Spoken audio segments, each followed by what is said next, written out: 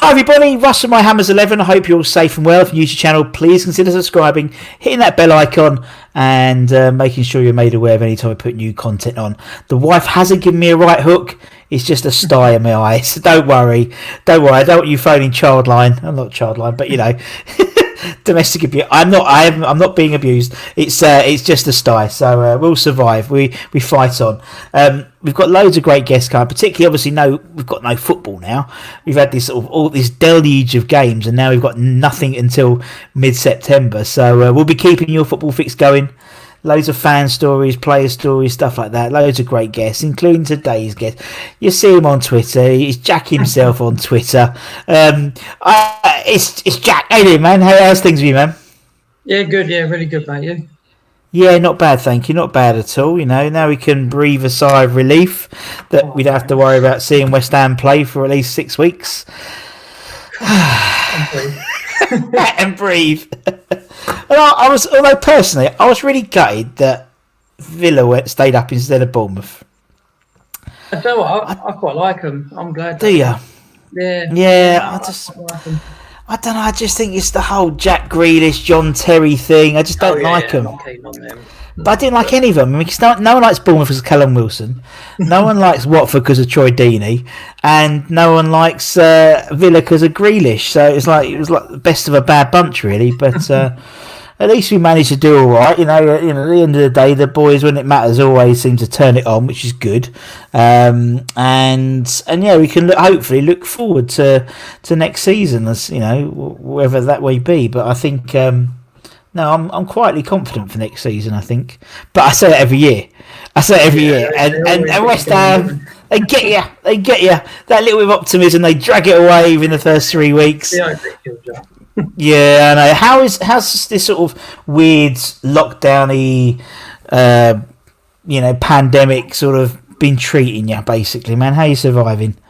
Don't know what, surprisingly well. I've been working for that, so... I'm getting married in 2 years' time, and it's given me such a good chance to save money. I've never saved this much money. No, me neither. I'm shit at days about football in the pub. That's all I spend my money on. Mrs. is buzzing. Yeah, I know what you mean. It's also like, you know, obviously travelling to London every day. Well, I did, and now you don't. It's just like you don't realise how much money you spend, commuting and. You know, you get even if you go to like Sainsbury's for lunch or whatever. You know, it adds all up, and you know, you look. It's the way it should be, and hopefully it means that people will be a bit more relaxed about getting into the offices and stuff as well now, which is quite nice. And obviously, you know, we are getting there. I think slowly but surely, baby steps. And you're right. I mean, I've been very fortunate. I've worked throughout, and it's. And it's I quite enjoyed it, really, to be honest, because like the pressure when it comes to weekend, and we've got to go out, we've got to do something, and it's like no, you couldn't do any of that, so it was quite nice. And then now football was back. I was like, I can't go out, sorry, I've got football, so it was quite nice. But were you a crowd noise on or a crowd noise off type person? Started crowd noise off because I wanted to see what it was like. I couldn't take it. It was just a bit eerie. I didn't like it, so I had to switch on the old theatre noises. Yeah, it does make me laugh. Someone posted on Insta the other day, like one of the boxes they use, like sort of like a sound box. It's got all every team's got their own sound box, so it's like you got all the West Ham chants and stuff and things like that. And I'd love that job. Wouldn't you just if it was your last day at work and you go, fuck it, when Chelsea were playing, you putting Blue Flag on or whatever. Just Big Fat Frank and all that. Just record your own sound box. But it's weird, isn't it? But at least we'll have it for the first few games at least. Back at the new season, I reckon. But they reckon so, innit? But that obviously depends on second spike not happening. Obviously, Spain's had one in it, so we'll see how it is. But as long as West Ham's still playing and still playing well, I think any fans will be better. That's the thing. Yeah, that's the thing. It has. It makes a huge. It makes a huge difference. When I just thought it was more. Obviously, it is financial. It was financial while they did it, but you're right. The sort of just it's something different to talk about, isn't it? Than the bloody virus. It was like. I had to turn the news off before. It's just constant. Yeah, it was. There's nothing. Something else to moan about. Also, and also, I mean, there's nothing new on the telly, is there? Because like it's like it won't even mind a bit of EastEnders, or something like new rather than repeats of EastEnders or Hollyoaks or whatever. And West Ham's a bit like EastEnders, isn't it? It is just like a soap opera. Drama at West Ham, actually. Yeah, it was always something going on. That's why I love them, because it's always, we're not a boring club, are we? We're not like as I say, Burnley, they're losing their manager. The manager's going to probably leave, but we're not like a Crystal Palace or something. It's just boring, just like nothing happens. You want them to be, though, don't you? Sometimes. I wouldn't mind it. We all moaned about the Allardyce years, saying, "Oh, it's just boring," and poor. I mean, God forbid Allardyce getting us safe within, by March or whatever. Oh, perish the thought, but. Yeah, no, it'd be nice. I wouldn't mind a couple of them sort of 11th, 12th place finishes, I think, now, and have a good cup run. That's what everyone wants. But anyway, Jack, in terms of what we do, obviously you're a West Ham fan. The first question I always ask everyone who comes on the channel is why? Why West Ham? Why is West Ham your club? What's your story? Yeah. Well, my mum and dad from Leytonstone, so it's only going to be West Ham for them. Not Leyton Orient? Huh? Why not Orient? Well, I don't know. It's closer. Yeah, go okay. Yeah, fair enough. No, they've been West Ham. They're proper, they're proper supporters. Always have been. And 5-year-old me had the choice: support West Ham or find somewhere else to live. So there you go. It's always been West Ham. Yeah. So when you moved out, no, Jackie, yeah. And then from then on, that was it. You were hooked. That was it. It just got into your. You just can't get off. You can't you? And it's so true. They do. They just, and before you know it, I was talking to one bloke and he's like, "Yeah, I can't remember how I started supporting West Ham, but then I blinked, and then I was a season ticket holder for 25 years." And it's like, where did that happen? It was like weird, like Back to the Future type moment, and it's true. It just gets in there all your. Without you knowing it, as you said, you're getting married in a couple of years' time. There'll be some West Ham things in your, you'll just. I'm trying my best to try and sneak stuff in. I did. I got the colour. I got the colour code. I got the colour scheme. That's what I got. I was like, okay, you can do whatever you want. I just want to pick. I just want to pick the colour scheme. And what? And then I've managed to get. Instead of confetti, I've managed to get bubbles. See, that's nice, but then that's environmentally friendly as well. So it's it's not just for West Ham, but yeah, I did that. I managed to get the colour scheme. You do whatever you want, but I just want the colour scheme. And she just looked at me and went, "Claret and blue," and I was like, "Oh yeah, of course." But it ended up being more claret and cream, to be honest. But I managed to get little things in there. So like. Our first dance, not our first dance, but our walk on was the D Martin version of Bubbles, and just little things without her knowing. And then by the end, it was like clearly a West Ham. Like we didn't do favours, so we did. I got everyone the Bobby Moore pin badges and donated loads to the Moro. Those type of things, and all the groomsmen and stuff. They all had West Ham shirts as gifts, and I presented them as if they had just signed for the club. That type, including my wife, who wasn't particularly happy about having a Mrs. Budden one on the back shirt. I think she was hoping for diamonds, not diamanti. Hey, look at that! Okay, coming up already. Diamonds, not diamantes. It's it just gets into your skin, doesn't it? And as you said, the people you hang around with, your mates, the guys you communicate with on Twitter and things like that. It's all part of this sort of West Ham weird. It's like your life, doesn't it? It does. It's part of this weird family. Around the football, it sounds sad to people that don't like football, but it's base holidays around it. It's true, isn't it? You do. I mean, so you work and you might get. I think dropping your calendar for like a 5:00, 5:30 meeting on a Wednesday night, and you've got 12 got 7:45 kickoff, so can we move it to lunchtime on Thursday? You do, don't you? It's really funny, and it's like weekend. Yeah, holidays are the worst. I get really paranoid when it comes to holidays, particularly now because everything's been moved back a little bit, innit? And so, let's go away for October half term. Like, yeah. Oh shit! Knowing full well we're playing Tottenham. We always end up playing Tottenham when I miss them. Always, it's like, I hate it. But happened to me when we played Millwall once and missed it. Gutted. In the cup one when it all kicked off. I was flying home that day. So, I was gutted to miss that one. But yeah. Although what was the one I missed? I missed the was it the 8-0 against Macclesfield Town? Or whatever it was. I missed that one. I was kind of flying back from conference, and obviously you had your phone off, and it was literally almost the duration of the flight. It was only to Munich or whatever. I literally got off the flight, switched my phone on, and I got 8-0. Oh my god! It's like, what's going on? Couldn't believe it. But obviously since then, Jack, since you've been, since 5, you were hoodwinked into becoming a West Ham fan, or bribed or whatever. You must have had like some really like some highlights, some really like fond memories of being a West Ham fan. Not many, I'd probably admit, but there's one good time for every 20 bad times, isn't there, for West Ham? And that's what we live for. Those one times. Yeah, it makes the better times better, doesn't it? Exactly, it does. Liverpool. Yeah, what? Man City. Do one, it's like, but I want us, once a season to beat Tottenham home and away. Done. Nice cut run. I think that's what everyone wants. I hope this next season, you want to be like, 25 points, maybe 30 points by sort of January would be lovely, and then you could just concentrate and have a cup run and see the league. A bit like we did in 2006, we did that. We were doing well, and we sort of our league form sort of piddled out as we went for the thing. But for you, man, any sort of memories that stand out for you, or events? Do you know what? I think everyone will say the last game at Bowling, but I don't want to be the same as everyone else. So I'll say the Ipswich playoff semi-final in 2004. Yeah.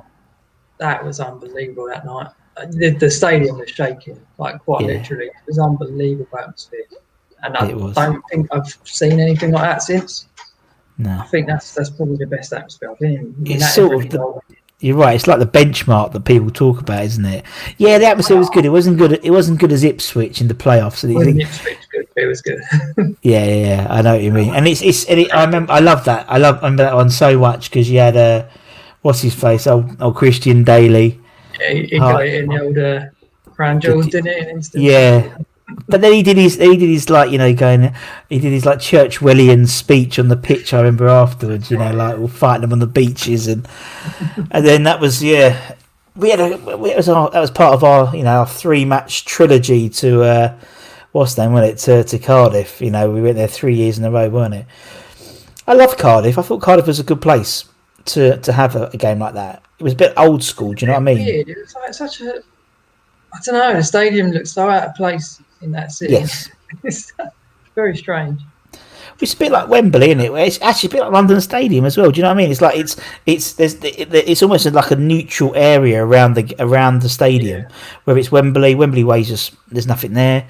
There's no pubs. You go to Liverpool Street, don't you? Live on Liverpool Street and get to Stratford and then go to Wembley. But Cardiff, it was just plonked in the middle of Cardiff, and I loved it. I just thought it was like atmosphere. I really thought it was a really good place to, just memory. I just remember seeing so many. I knew we were going to lose that one, the Palace one. We were running late. We missed the first 5 minutes. So the day was going bad, so I knew what was coming. You knew it was coming. The second year was a lot better. We went to plan that year. So yes. Second year was a lot better. That Palace game I still have nightmares about that Palace game just because I can still see like a sea of yellow because they were in their yellow shirts that day, weren't they? Remember, a sea of yellow shirts. The other end, bompings are glad all over, and so much so I've never played it since any gig I've done. Even people selected it. I'm sorry, the CD's broke. Yeah, we did it on Spotify. Don't matter, it's broke. That was Neil Shipley. God dear, but yeah, no, it was a hard time for us, but yeah, it's the second time's a lot better. But but the Ipswich was I just remember that. That's just fantastic. It was, as you said, so much. I just don't know why. Just start. It was just the crowd were just well up for it. Night but night. You sort of knew we were going to do it. Yeah. In a way, you knew we were going to find them 2 goals. Yeah. It's a shame we didn't go out that year, really. But we talk about it as if it mattered. It really did. It didn't get us anywhere. But we knew that was going to. But it's a typical West Ham thing, isn't it? It's like when the chips are down, we do tend to have a go. You know what I mean? Like we've done this season. That's exactly what we've done this season. Yeah. No chips were down, and no one. And to be fair, that Newcastle game we should have won, and we could have easily had the last couple of games with our feet up, and But I mean, we were like the wrecking ball of the Premier League. As I said, we relegated Norwich. Nigel Pearson got the sack because after he played, I think there's another manager who got the sack after we'd played them this season and beaten them. Almost buggered up Man United's Champions League spot, and almost relegated Villa. I think we were a better team. Weirdly enough, exactly. I mean, I ended up going on the old ING United watch along.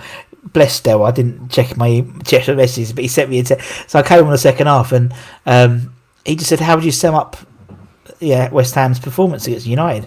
I just went comfortable. We didn't seem, bar about 10 minutes, we just seemed comfortable. I did a Man United fan podcast in the morning before, and I just said, "Look, you're not going to beat us. We're going to draw because it's Man United, and you always bugger up against Man United, against West Ham." And well, hopefully we'll see what happens next year. It all depends who ends up turning up for us in that first game of the season, isn't it? I think. It's going to be interesting. I think this summer, because I think Chelsea have spent. I think Chelsea have spent all their money. Do you know what I mean? I think they spent all their money now. Hopefully, there's not enough left for Rice then. Hopefully, that's what I'm hoping for. They've spent all their money because. You got to think they bought Werner in. They're going to buy the other German Kai Kovacic, and they got the guy from Ajax. They bought him already, Zigic, and they look like they wanted to get a replacement for Kepa. And so would they prioritise another midfielder, or maybe they'd play him centre back? I don't know, but you wouldn't think so. No. And when he came out after we won the Hammer of the Year, that doesn't like a bloke who's packed his bags, and not just yet.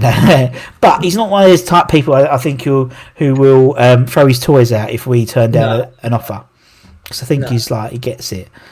But I'd love him to just do something different. Everyone. You see all these sort of young British players, particularly, will play a season, 18 months, 2 seasons with a lower side, which we are, and then go to a big club and get ruined, or just end up as one of 5 midfielders. Ross Barkley. Exactly. And before that, Scott Parker and people like that. He could be a huge fish in a small pond if he stayed at West Ham, and he would have the key to London Stadium, and I'd literally give him everything, give him the captaincy. If he wants another 50 grand a week, give him another 15 grand a week, and just build. Good. He is that good, and I just think he's what he has, which I don't think anyone else of his age has got, is leadership, and you don't get that. You can't coach a leader like I know I don't like it, like a John Terry. He's like John Terry in terms of the way he can. People listen, like God, I don't know, like Snodgrass or someone like that would listen to him when he's giving them advice. He's only done. I mean, he's done 99 Premier League games, and people, Diop and Balbuena, they listen to him when he talks, and. No, I hope. Anyway, we're waffling on, as I always do with these things. Let's do about these Hammers 11. So, what we do is, as I said, and you've seen a few already, I know. So we basically, everyone will get on, player, fan, whatever. They have to pick, apart from Harry Redknapp, who didn't manage to do it, and Ian Bishop. But then I let Bish, because Bish is just like a legend, and Harry just went off on a tangent. Is to pick their 11. So and the only rule is you have to be alive to have seen them play. Otherwise, every 11 would be the same. We'd all have Bobby Moore and Brooking and Bonds, but I wasn't around, you wasn't around to see either any of them play. So that's why I put that sort of caveat in. But apart from that, you can do whatever you want. You can pick your favourite players, your worst players, only players who are French, whatever. It doesn't really matter, Jack, man. Yeah, cool. It's totally up to you. So we'll start off in goal, and then you can just crack on as you want to go. Yep. All right. So who's going to be in goal for the Jack 11? All right. I very nearly picked Hislop. Very nearly, but I'll give it to Rob Green in the end. I went to Rob Green. Greeno. You know, I think purely because there's two moments that just stick out to me. That Arsenal away game in 2007. Yeah. I think he made something like 11 saves, something ridiculous, and won us that game. Yeah. And then we played Tottenham at home. It was 1-1. It was the last minute. Defoe had a penalty, and we were all like, here we go. And he saved it, and it was a draw, but it felt like a win. Yeah. You know, coming away from that game. So them two moments stick out to me. That's why I've picked Greeno. I think England's number 6. He's brilliant. Yeah, England number 6. That's what I mean. I think again, he's the type of player that West Ham fans loved because he just had this natural. And I mean, goalkeepers always do have a really good rapport with the fans, just because they clap. They're basically in front of them for 45 minutes, aren't they? Each game. And he just had this sort of, and he does it now. I mean, he doesn't take himself too seriously, and I don't think you can do if you're a professional football player. And he was just a character. And talking to someone like I did, I interviewed Jack the other day, Jack Collison. He was saying how he loved Robert Green just because he was such a character and so unusual. He'd sit there and just look at him because he'd be there like reading the Financial Times or reading a book while everyone else is playing cards or on Twitter or whatever. It was I love him. England number 6. Right, okay, Greeno's in. Jack, you go through your team as you want to, man. Yeah, I'm going to put Cresswell left back. Yeah. Cresswell of like maybe a few years ago, I'd say. It's easy to forget how good he was because of what his recent form has been like. I mean, since his injury, he hasn't been the same. But those first couple of years, I think he won Hammer of the Year, didn't he, in his first year? I think so, yeah. I'm pretty sure he did. He was brilliant. He's one of the best left backs in the country then. For me, you've got to put him in. I think it's only 3 West Ham players that have played more Premier League games than him. Mental, isn't it, when you think about it? Think about that. He's, and you're right. I mean, when he came from Ipswich, he was exciting. You know, he was sort of like, it was all Ipswich's top boy, weren't he, really? Yeah. And you're right, the Cresswell, sort of like, it's about FIFA, in it. The prime version of Cresswell was like the early years, and he sort of deteriorated some. But again, it's like injuries, isn't it? It's trouble.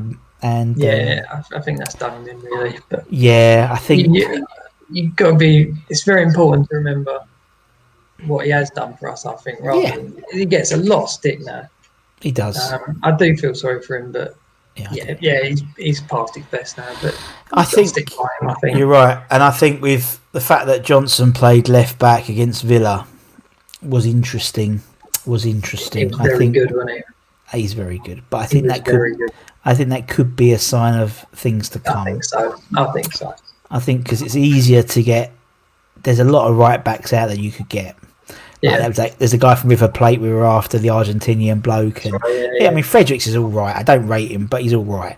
And he's a 6 out of 10, isn't he, Fredericks? Yeah, but I think I think I could see Johnson potentially nailing that place down. Although you have always got the issue of it's not his preferred position. Yeah. I mean, I'd just say when Cresswell does go, we remember the good Cresswell. Not the recent one. I hope so, because he deserves it, I think. No, I agree, definitely. All right, Aaron's in. Who's next, mate? Right back has to be Thomas Repka. Beat Tom. It's got to be. What a character. Absolutely brilliant. I just don't know what to say about the guy. He's a nutcase, isn't he? Yeah, he's a nutcase, but he was our nutcase, wasn't That's he? right. Really? Yeah. I mean, me and my brother used to have a season ticket there, and every time someone would have a nip at Repcar, we'd start a countdown. 30 seconds and he'll be up and you'll get them back. Yeah. I think we were playing Preston one day and Brian O'Neill got him and he's jumped up, he's run 10 yards, they butted him. He was just a lunatic. But we like them at West Ham, don't we? We do. And that's why I quite like the current boys, because it's and it seems weird, but since restart, we've definitely got a bit nastier, and it's definitely Kevin Nolan's doing. Yeah, in that box, obviously the cameras, obviously even more so because we can see the camera.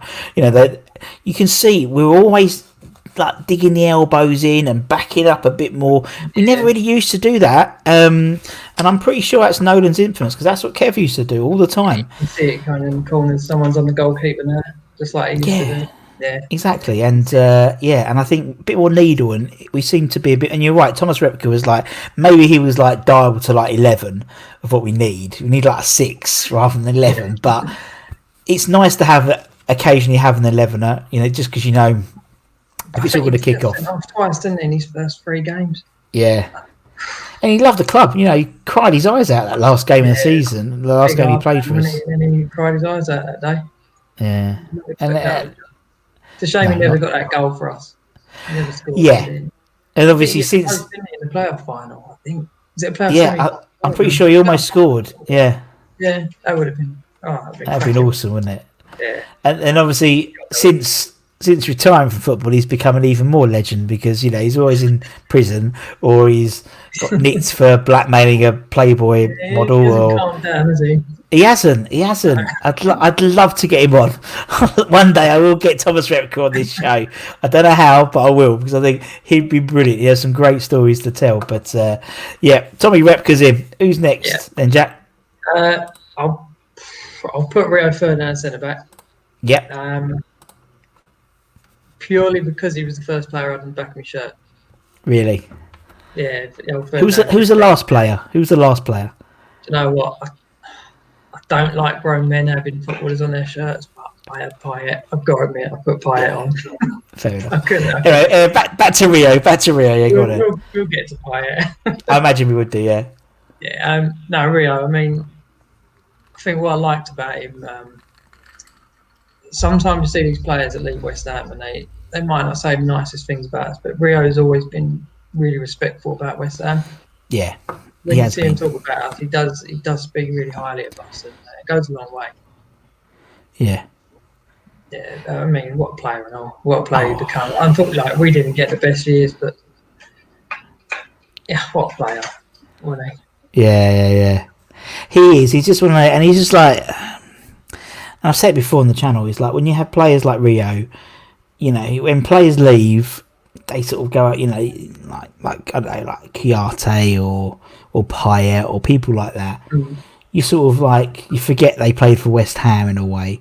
But with Rio, I still see him as a West Ham boy, even when he was like Man United, West Ham's Rio. You just imagined he had like a West Ham like shirt underneath his Man United shirt, and he would just Right. I loved that. Every good thing he done is he learned that at West Ham. Yeah. Go on then, Rio's in. Who's next, man? Right, I'll put him next to Ginge. Yes. What a servant for the club. No nonsense, when proper centre back, old school. You don't get too many of them. Put him with Rio Ferdinand, you've got your ball playing, you've got your no nonsense. That's a good. Oh God, yeah. I love Ginge. Yeah. He's got such a passion for the club. For someone that's not even from around here, you'd think that he was. I mean, he's been at the games, hasn't he, with his son? Yeah. He's got well involved. He loves it. I respect that when players. But also, I think even more so when he left and came back. Do you know what I mean?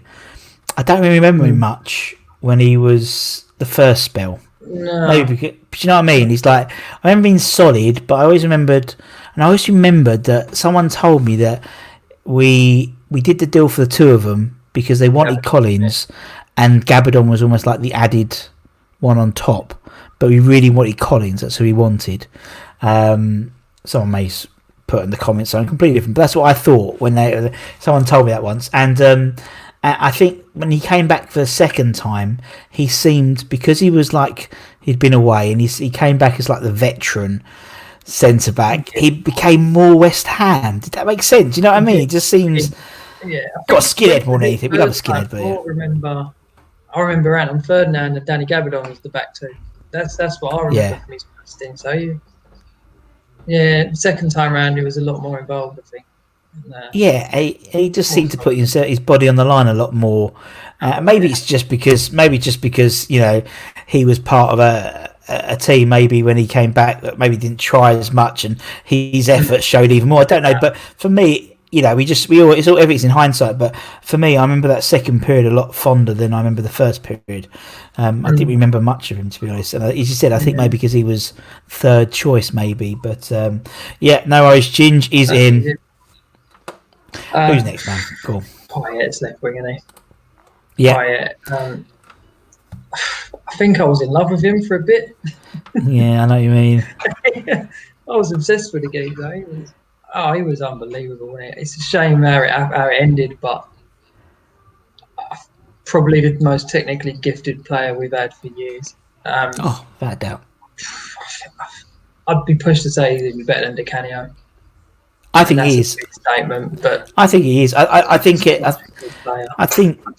you have different genres of player, and I think he was, and I've said this before, I think he is technically the best player to play at West Ham. I don't think he's the best overall player, because I think PDC has it, because I think he's an entertainer as well. Because you've got to have I mean, I wouldn't see Payet rolling on the floor going like this, send me off, take me off, take me, like Italian flair. He was quite French. Yeah, exactly. He's quite French and sullen, and just like be like nonchalant. Someone tried to tackle him, but Di Canio had that extra sort of bit.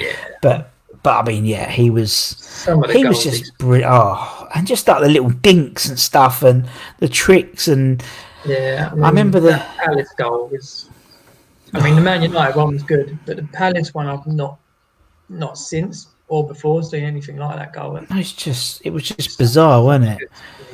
It was so bizarre. And Blackburn, I remember Blackburn away. It was mad that day. When he put that goal in, he spun the gaze on the halfway line. What a goal! And he weren't quick. He weren't quick at all. No, not really. He was a podgy little. I can't speak, but he was a podgy little bloke. Really, even more podgier now since he's gone back. And he was. No one had heard of him until he came to West Ham.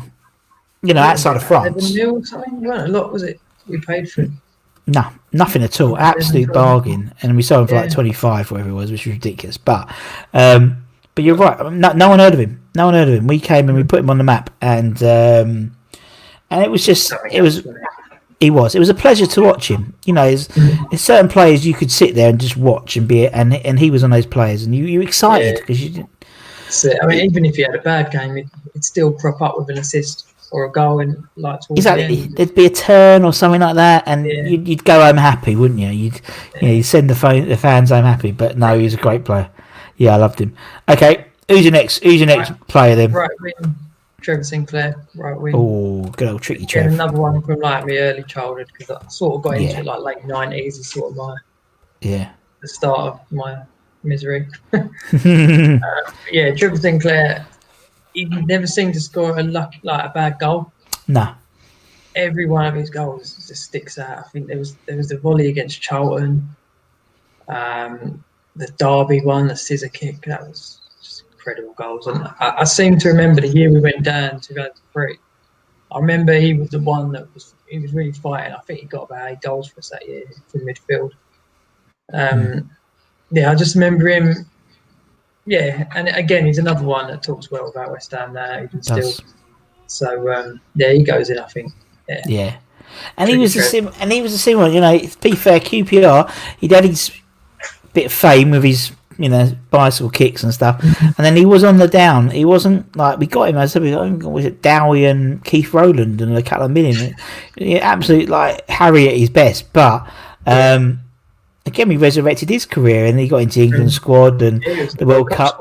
Exactly, and then buggered off to Man City and did well there. But no, I love Trevor Sinclair. He was in my team. I think he was brilliant. To be honest, there's quite a few similar players, but it's all about generation. And as I said, and they do say your teenage years is when is the type of music you like to listen to. And I think it's true with footballers as well. So when you're a teenager, when sort of 15-ish, the players you watch there are still your favourite players now. And I think that same as movies and everything. It's so true. It's this epiphany that someone told me about. I was like, oh my god, that is just so true. It's so true, because looking back at all my favourite players, they're all probably from the age of like 15, and just that era was just mental. Right, yeah. All right, Trev's in. Tricky Trev. Who's in the middle? Noble's going centre mid. I mean, I'm 30 now, so you could say my memories probably last about 22 years, maybe, for West Ham. Yeah, and Noble's been at 16 of them years. That's mental, isn't it? When you think about that. I could not put him in. Plus, my missus would kill me if I don't put him in. She hates football, but she loves Mike Noble. Yeah. Well, he's like half of your life he's been playing for West Ham. Yeah, it's crazy. 500 games for us is unbelievable. It's mental, don't get that anymore. You just don't get it anymore. No. We like our local boys, don't we, as well? Yeah. And he's just brilliant. He's just brilliant, and he seems like a good bloke and all. He does seem like a good bloke. We've been listening to people obviously talk to me and stuff, and the stuff he does off the pitch, no one really knows about. It's some charity stuff which I was privy to this afternoon actually, but it's like, why does anyone not know about this? But he doesn't tell anyone, because he doesn't need to tell anyone, because he does it for himself. He does it for his community, where he used to live, and things like that. And he's brilliant. And 500 games, as I said, for one club is just mental. He's top 10 all-time appearances for West Ham. Yeah. He has to go in. And I think, next year he knows it's going to be a reduce every year. Less and less games for the club, and definitely next year I would I'll do it tomorrow. I'd give Mark, you're still club captain, Deck, your team captain, because you're going to start every game like you have this year. One of only 4 players ever to have played every game in the Premier League, every minute of every game, which is absolutely nuts. And I don't think people have made enough of that, because that is a huge achievement for Deck. Oh, yeah. Considering and no not injuries, many West Ham players do that, do they? I don't think. I mean, someone will say in the comment when the West Ham player last did that, but to play every league game, every minute of every league game. But it's mental. But Mark, I just think if he's a player, he's a person. Once he retires, you do not leave the London Stadium. He stays there like a dog on a 5 meter leash. And you can take him to Chadwell Heath and to Rush Green and nowhere else, because I think he's got so much to give, and I just think we don't want to lose that, because that's West. He's our, as you said, he's our Billy Bonds, really, isn't he? Yeah, it's like, he's the Billy Bonds for our generation, isn't he? Exactly. Yeah. Mark's him. Okay, who's he going to partner in that centre? I nearly dropped him out because he went to Tottenham. And he's a bit tainted because of it, but Scott Parker, I think, has to go in. No, I agree. He was there for 4 years, and he won the Hammer of the Year 3 times. Yeah, that says it all, It does. He won it 3 times in a row. Like, the only player to do that is Trevor Brooking. Yeah. And the old Parker pirouette on the halfway line. You see it in Noble now. I think you do. See Parker. I think he made Noble a better player when he played with him. I totally agree. Yeah, he was such a great player, and he's another one that can give everything for the Coles Park. He would crawl off that pitch. You'd see him crawl off that pitch. And it's like you do see these sort of circle of life things. You see sort of definitely Scott. Mark learned a lot from Scott, and Dec's learning a lot from Mark, and it's almost like and he's passing down that twirl. So it's like Scott Parker used to do that little 360. Mark does it, and I noticed the other day Dec did it, and I was like, oh, is that too much of a coincidence? But it's like rites of passage. You can do the Parker twirl, but no, I loved him. He was great. And just because he went to another club, he wasn't our best friends, but just because he went to another club, we were going down anyway. He still played that game the Tuesday before he left. He had to go to get an England team. It's been 9 years, so I've nearly forgiven him. You have. But I mean, it's weird, isn't it? I mean, people don't have the same disdain for Michael Carrick that they do for Scott Parker. No. And they both did exactly the same fucking thing.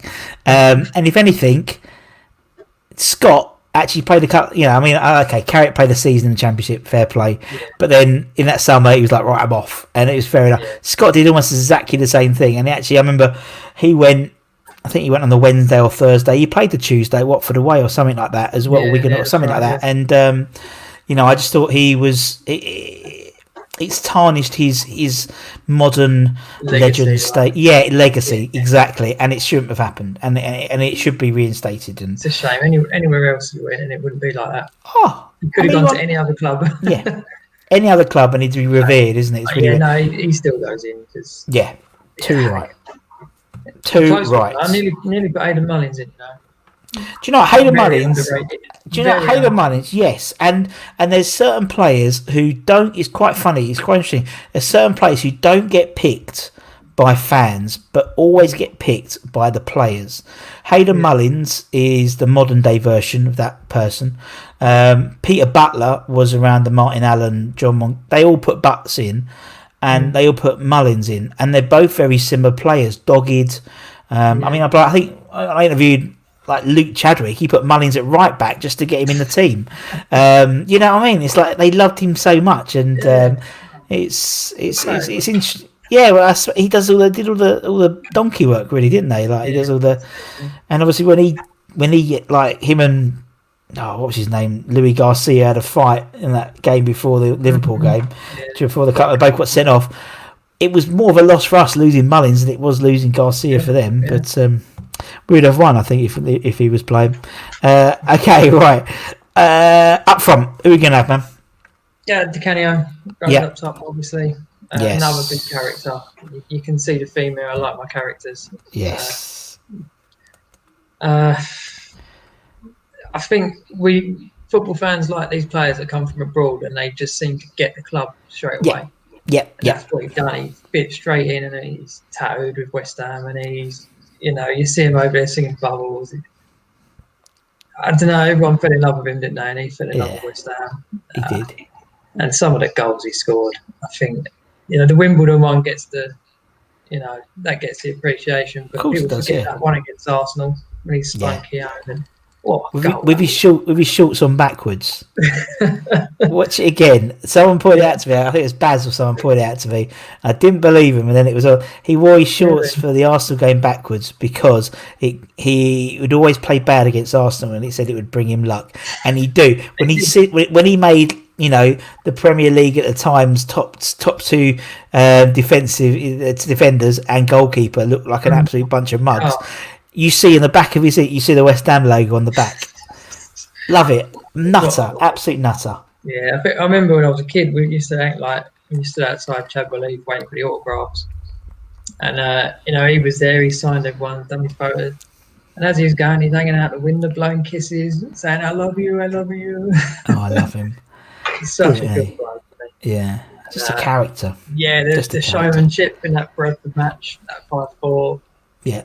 You paid just to see him, wouldn't you?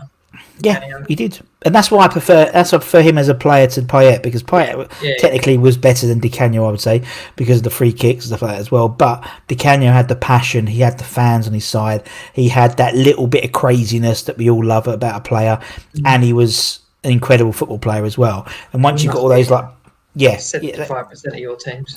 Well, again, it's a generational thing as well. Yeah.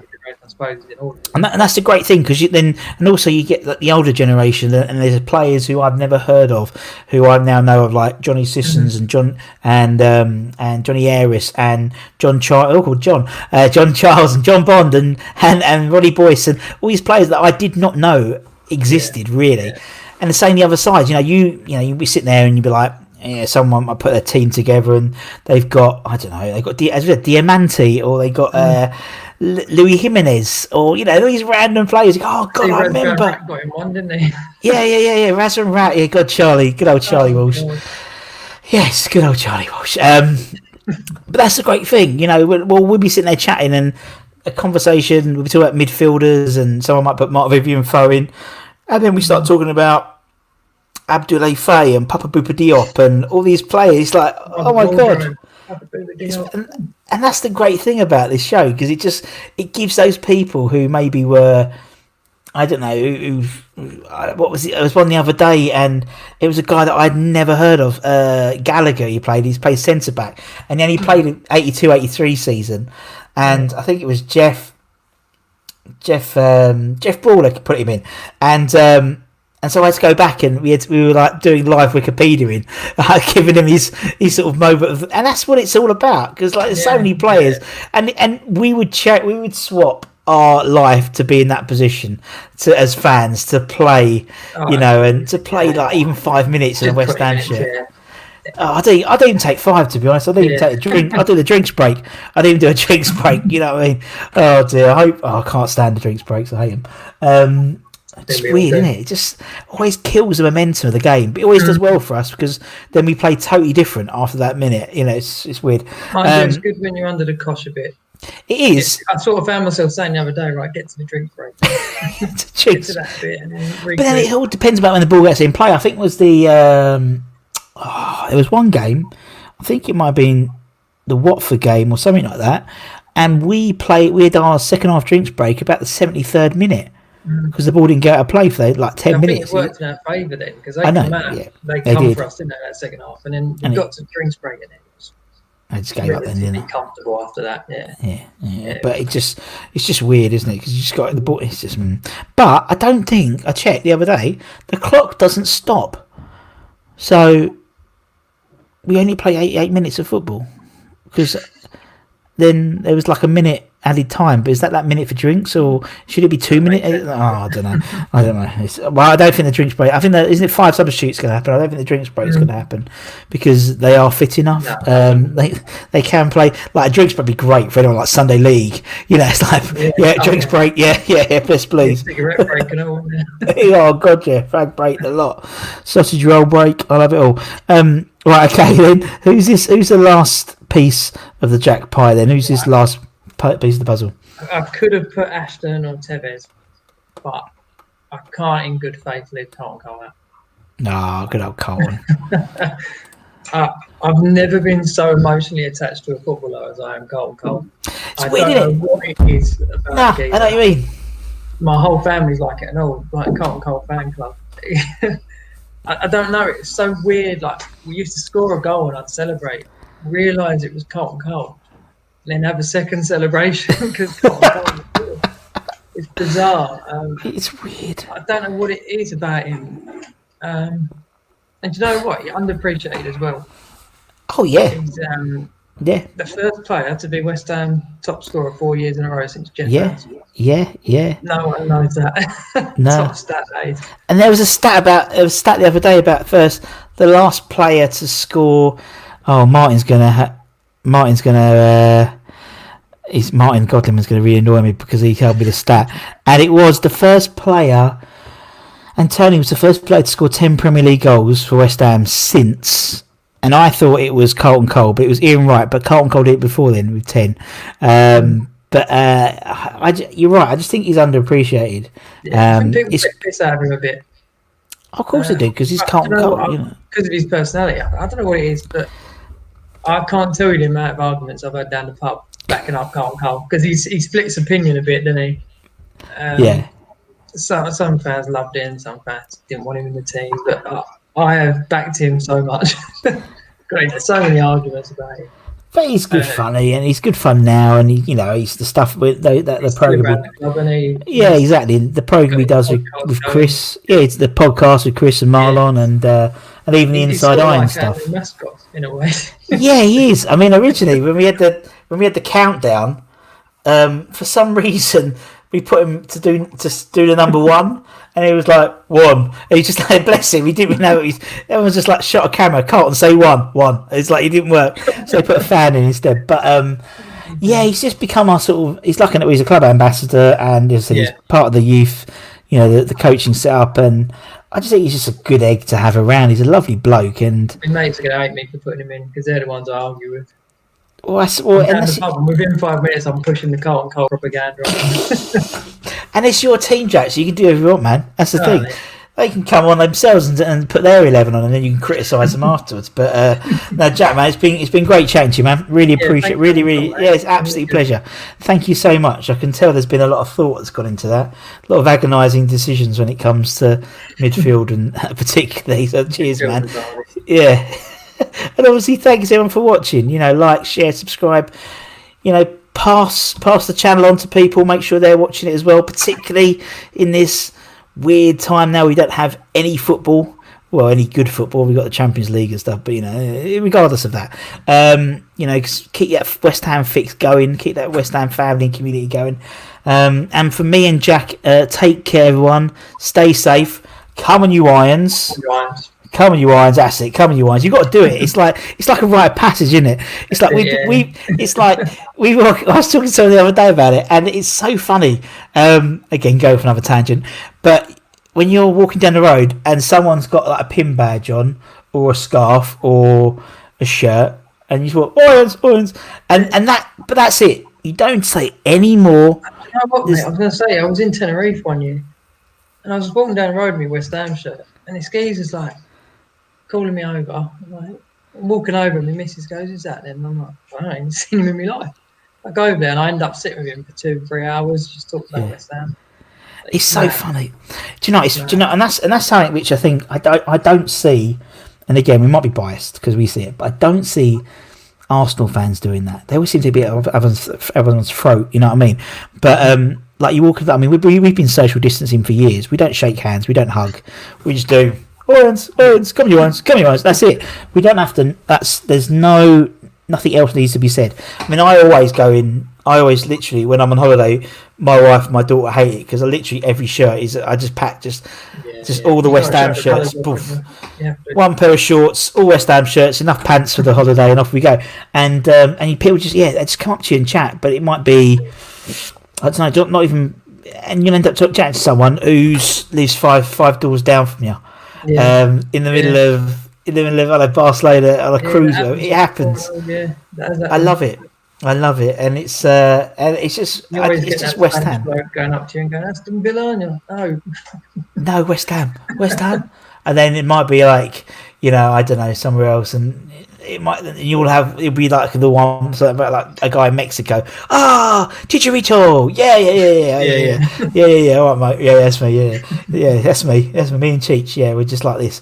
But it happens all the time. Well, I go over to the States quite a lot, and I did, and the amount of the West Ham. I'm going to write a book one day about it, I think, because like the amount of West Ham stories that you have just being a West Ham fan and going to America and stuff is, I love it, and it's something which I appreciate a lot more since doing this channel, of just how fanatic those American fans are, the Scandinavian ones, the Indian fans. They're all nutters, and I love it. And there's no emotion, there's no geographical tie for them to be a West Ham fan. They just backed the wrong bloody horse, but they've stuck with it.